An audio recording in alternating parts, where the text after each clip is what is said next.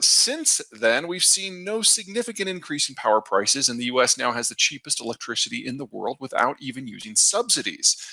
You can look at specific states to give an idea of how it's different around the country.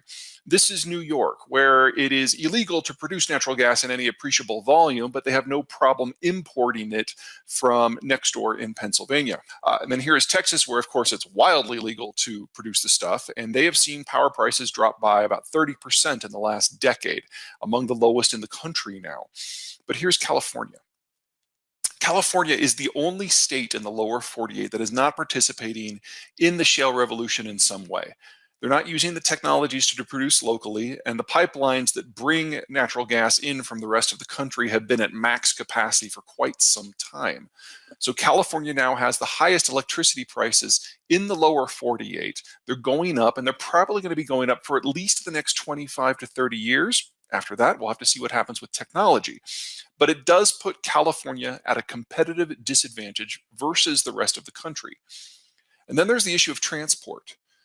Now, back during the 1980s, the Iranians and the Iraqis were involved in a bitter war. And by the time we got to 1985, that war on land had reached a stalemate. So they started throwing missiles at each other's commercial shipping. In this tanker war, 300 vessels were hit, 50 were disabled, and about a dozen were sunk. That almost destroyed the global insurance industry because no one had ever made allotments for damage to commercial shipping, which is normally a low-risk venture, on that scale. And it changed the way we insure vessels. Today, if you want to insure your vessel, you have to pay for an annual premium about 2.5% the value of your vessel. That assumes you never sail into a conflict zone. Should you sail into a conflict zone, the price of that insurance increases by a factor of 100 to be paid out every week. That assumes no one shoots at any commercial shipping. Should someone be taking pot shots at commercial vessels, your policy evaporates. It's null and void. So the first time in this post-America world where shipping is targeted, you can guarantee that no one is going to be sailing anywhere near these conflict zones. That's 3/4 of manufacturing supply chain steps, 3/4 of global agricultural shipments, and 3/4 of global energy supplies. Gone. Now, for most Americans, this is a minor issue. Most of our trade is within the Western Hemisphere. In fact, half of our trade is just with Canada and Mexico. It doesn't have to sail in the deep blue sea. But that's not the case for California. California isn't just the state most dependent upon trade with East Asia, it's the trade gateway, has lots of throughput, all of which sails the deep blue sea. You can get an idea of where some of these exposures specifically lie when you look at manufacturing chains.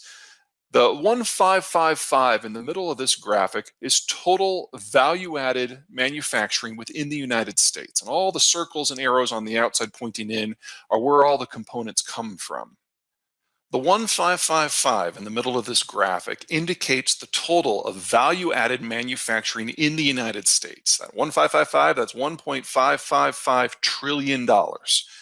All of the circles and arrows that flow in from the outside indicate the value in billions, and then the color indicates the likelihood it's going to be disrupted in this world that we're moving into.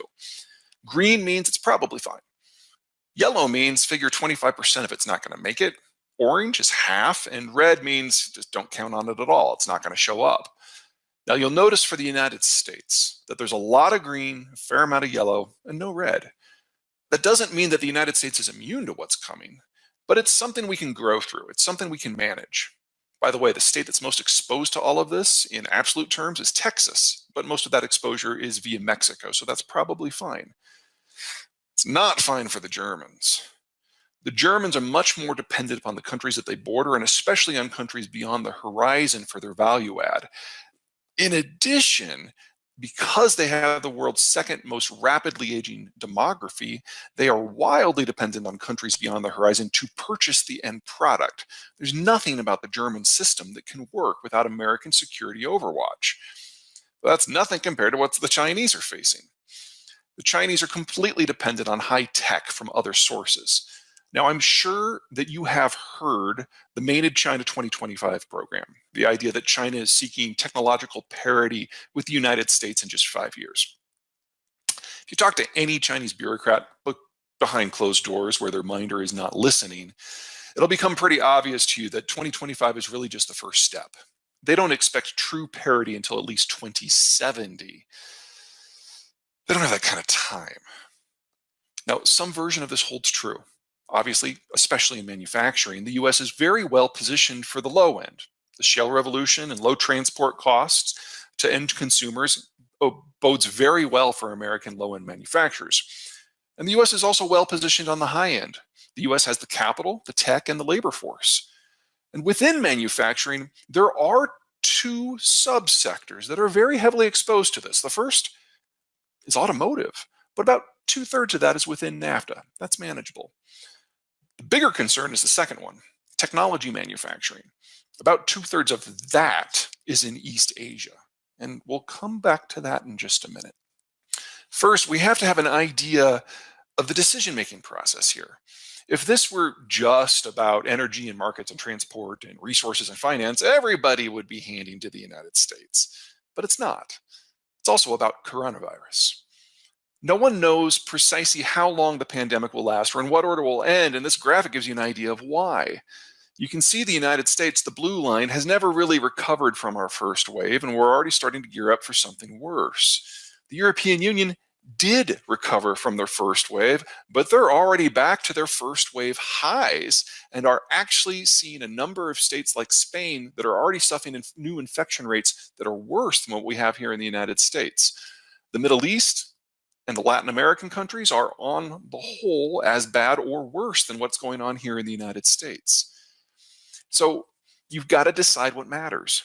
If you were already looking to escape from China in 2019, whether it's because of human rights or information security or the police state or what's going on in Hong Kong or the genocide in Xinjiang, coronavirus only confirms your decision and you accelerate your own extraction. But if you were hanging on due to sunk costs, you're probably going to wait to be forced by circumstances or governments. And for the most part, that's the view of Silicon Valley. They have bet their entire existence on globalization. Nearly their entire manufacturing chain is in East Asia, and very little of that is going to last, which means that when they do move, when they are forced to move, it will all move at once. Potential recipient locations who are ready for that can inherit 50 years of supply chain expansion almost overnight. And potential recipient locations who cannot will get nothing. Why am I specifically mentioning Silicon Valley and computing manufacturing? Personally, I think semiconductor manufacturing would be a great fit for Santa Clarita. Now, we've talked about energy and transport and finance already. Let's look at some of the peculiarities of your geography and give you an idea of what that means for your possibilities. Let's start with a population density map. As you can see, California's population centers are not simply isolated from Canada and Mexico.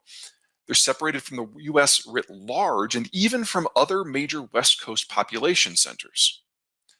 You zoom in a little bit and you can see that the Los Angeles basin isn't simply separated from the West Coast, it's broken off from the rest of California itself. Zoom in a little bit more. The various lobes of the LA basin are largely on their own. And even within the various lobes, there really isn't much of a transport network. It's pretty wretched. The population footprint is too dense to function without mass transit. And as you all know, there's really no mass transit within Los Angeles. I'm sure you've all sat in LA traffic for far more of your life than you would have liked to.